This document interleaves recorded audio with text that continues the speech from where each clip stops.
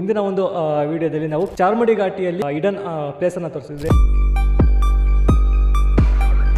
So ಇದೇ ಒಂದು ಊರಿನಲ್ಲಿ ಜೇನು ಸಾಕಾಣಿಕೆ ಇರುವಂಥದ್ದು. ನನಗೆ ಸುಮಾರು 40 ವರ್ಷದ ಅನುಭವ ಜೇನು ಸಾಕಾಣಿಕೆಯಲ್ಲಿ.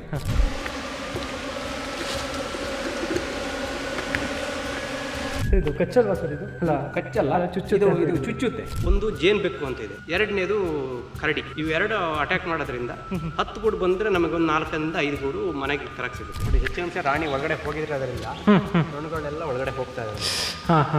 ನೋಡಿ, ಚುಚ್ಚಿರೋದು ಅಭ್ಯಾಸ ಆಗಿರೋದ್ರಿಂದ ನೋವು ನಮಗೇನಲ್ಲ ಗೊತ್ತಾಗಲ್ಲ. ರಾಂಗಾಗಿ ನಾವು ಅಟ್ಯಾಕ್ ಮಾಡಬೇಕು ಅಂದ್ರೆ ನನಗೇನೆ ಬಂದು ಚುಚ್ತವೆ, ನಿಮಗೆ ಯಾವುದೇ ಕಾರಣಕ್ಕೂ ಚುಚ್ಚಲ್ಲ. ಇದು ತುಪ್ಪ ಬಿಡಿಸುವಂತ ಜೇನು ತೆಗೆಯುವಂತ ಯಂತ್ರ.